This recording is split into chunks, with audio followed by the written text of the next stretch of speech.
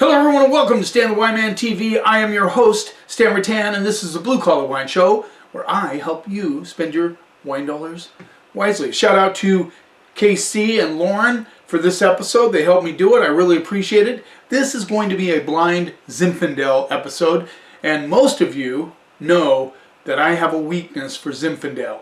I can't explain to you why. I have a sweet tooth. I don't eat a lot of candy, but when I'm craving sweets, I go to Zinfandel. Not saying that they're all sweet. They certainly aren't sweet, but they are fruit-forward, very powerful wines.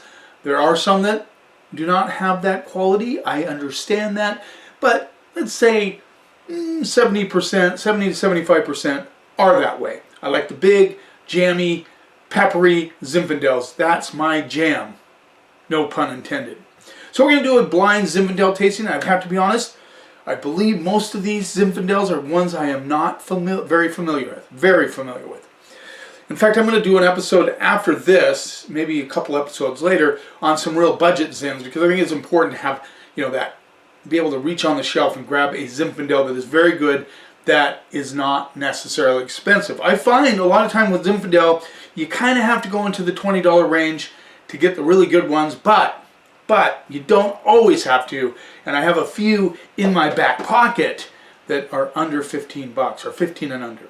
So we will do an episode on that later. But let's get started right away, because sometimes these blind episodes go on a little bit longer. This is number 1. Shout out to Rebecca Smith. She always gets a kick out of the fact when I show the bag with the number on it. Number 1.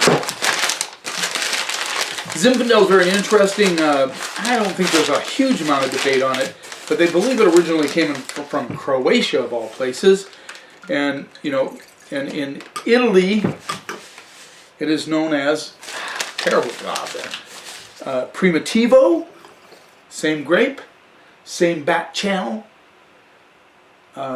Obviously, or not obviously, but probably the Italian that came over to the U.S. planted Zinfandel in the U.S. Primitivo, and we call it Zinfandel. All right, color on this, pretty dark. Can hardly see through it, which is what you expect from Zinfandel. I can smell it already, which is kind of cool. I'm curious to see which one's going to come out on top. Let's see what we get on the nose. So I get that Smucker's jam kind of thing going on. Kind of like a Smucker Currant Cherry Jam, which sounds very good, by the way. You get a little bit of peppery notes on the nose, but definitely jammy. Even has a little bit of a blackberry to it. Let's see what we get on the palate.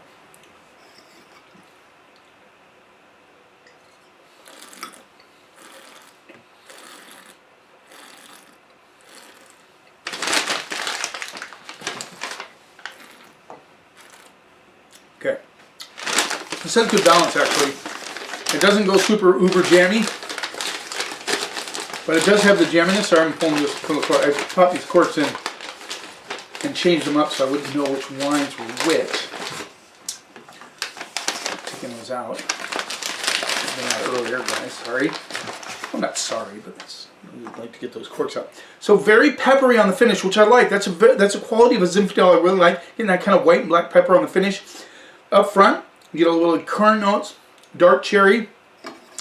Good balance, so it has some acidity to it, but it's not acid, which we don't expect from Zinfandel. Zinfandel can have some tannic structure. This has good structure as well.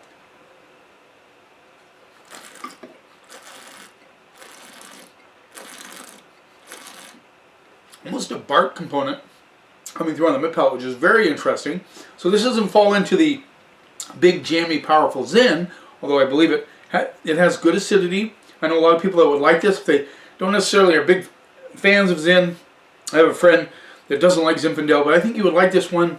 Has nice structure, good acidity, currant, dark cherry notes, a little bit of black and white pepper on the finish. Good balance. Like I said, this doesn't fall into my wheelhouse of my favorite Zin, but it is well made. So you gotta grade it fairly based on the quality of the wine. This has good quality wine.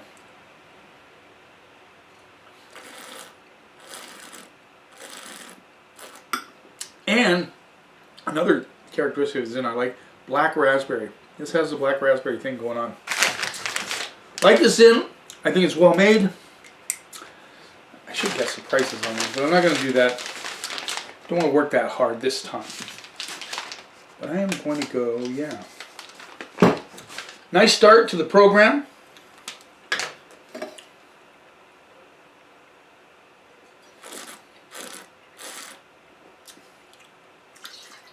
Gets a little bit of that black raspberry jam on the finish. Like that one. Let's move on to number 2. We'll just give it a little rinse. Now you say, why do you rinse? Well, obviously now, this is not a big, powerful, jammy Zin, so we must rinse it before we go into the next one.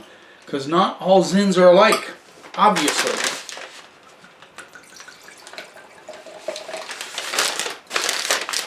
In the comments, how many of you out there enjoy Zinfandel? This one's just a hair, skosh lighter than the last one, but it's still pretty dark. But very, yeah, definitely lighter. Let's see what we get on the nose.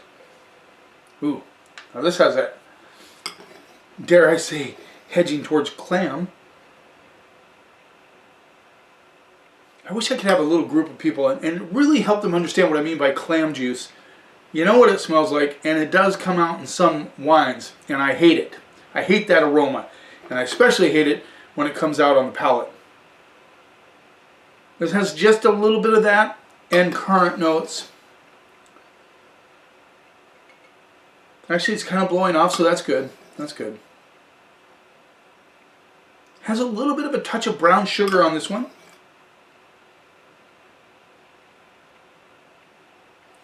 Yeah, I'm going to go chocolate, brown sugar, dark currants. Very interesting nose. Let's see what we get on the palate.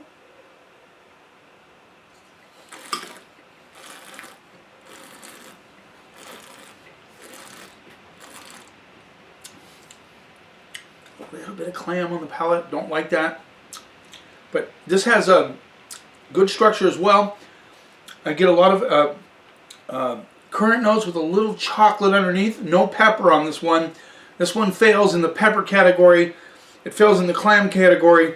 But it does have some nice dark currant notes and a little bit of chocolate.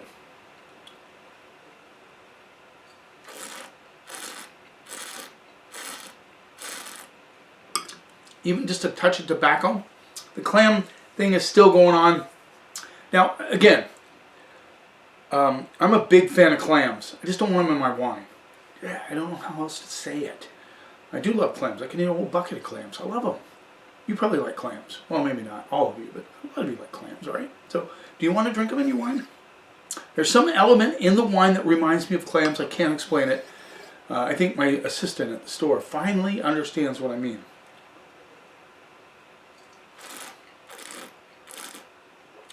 But it does have some good fruit on it. I think it's a little simple. Not my favorite Zin at all. I'm going to pass on this one, really. You can only imagine what kind of grade I'm going to give it. No, it's okay. It's not offensive. It's certainly, you could sell it and feel okay about it. I could. Nobody's going to get clams on the wine. Only I seem to get that. I'm waiting for somebody to jump out and say that. A few have understood it, but yeah. Just a little on the thin side for a Zinfandel. The structure's not there like the first one, even though it wasn't big, powerful Zin. Yeah, it just it had the fruit and it had the structure and it had the acidity. This one just kind of lays there and does nothing for me. Let's move on to number 3. Can't help it, Rebecca. Every time I do that, I think of what you said about showing the number. That's funny. I just appreciate all the support. Over 700 followers now. That's really cool. I really like it. Thank you very much. Got some nice comments from Jeff Miller. First I thought it was a Jeff Miller I know, then I realized, no, it's not the Jeff Miller I know, it's somebody else. Color on this, more like the first one. This is pretty dark. You can barely see through it. Let's see what we get on the nose. This has some nice currant notes on the nose. Dark cherries, a little black raspberry. A little bit of a cedar notes coming through, which is interesting. A little caramel as well. Let's see what we get on the palate.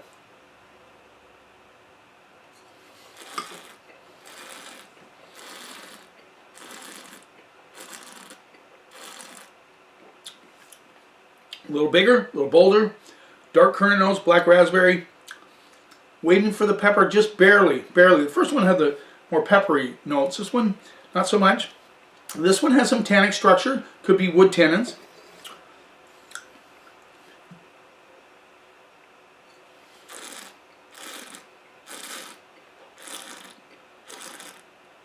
This is going into the jammy territory. I like that. I like that. And dark cherry, currants, black raspberry. The cedar notes come out very tiny at the backside. Good balance. Good, very seamless across the palate. Yeah, this is more the type of, this is more the reason why I buy Zin. If I were going to buy one, I would probably hedge towards this one. If I wanted to spoil my palate just a little bit. Trust me, my room is full of Bordeaux's and Barbarescos and Barollas, so I like those wines a lot. It's just every once in a while I want a Zinfandel.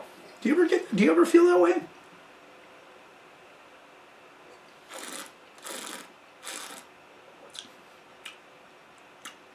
Yeah. Nice Zinfandel, well made, good fruit, just lacking the pepper, but you can't get them all. It's really hard sometimes to find a real peppery Zinfandel. All right. The grades are, I'm being a little rough today. I don't know what that is. Number 4. Great tennis going on in the Australian Open. The football playoffs are in motion now.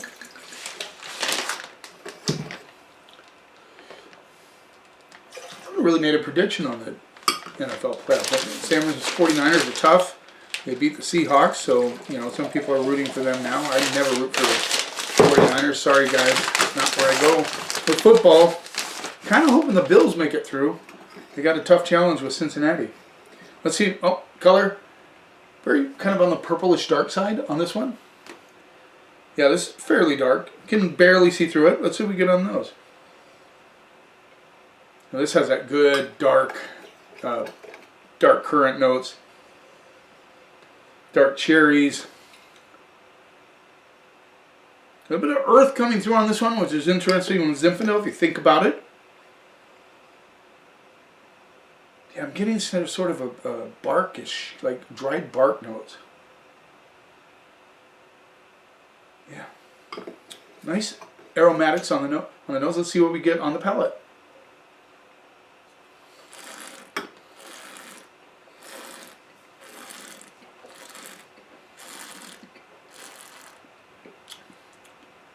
Pepper on the back end, which I like.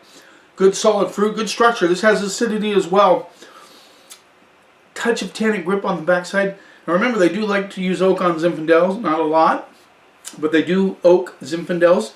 So this one has, I think, wood tannins on it. Kind of dries out the mouth just a little bit, but it's not out of balance at all.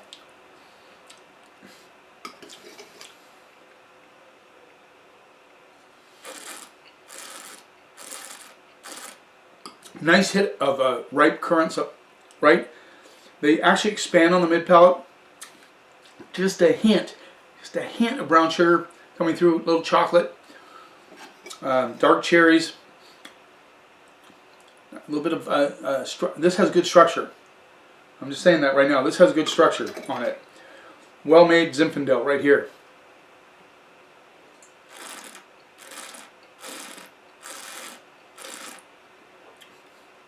Front to finish, not over the top, not big goopy jammy Zin, but a lot of good things going on in this baby.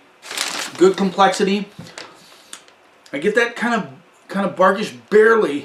You have to think about it, but it kind of comes through on the back of the mid palate into the finish, where you get a little bit of that kind of freshness.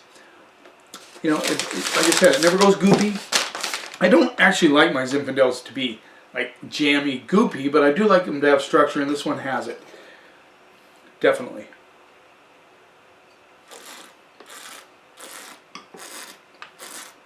Nice expansion on the mid palate. Serious. Long finish. Yeah. Chocolate notes come out on the finish.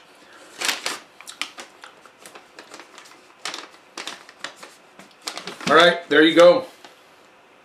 You know the best part about doing a blind Zin episode is the leftovers. Not kidding you. Alright, let's lay these out.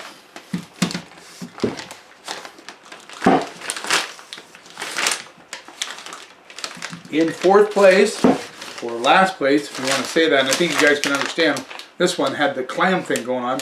Number 2 with a C minus.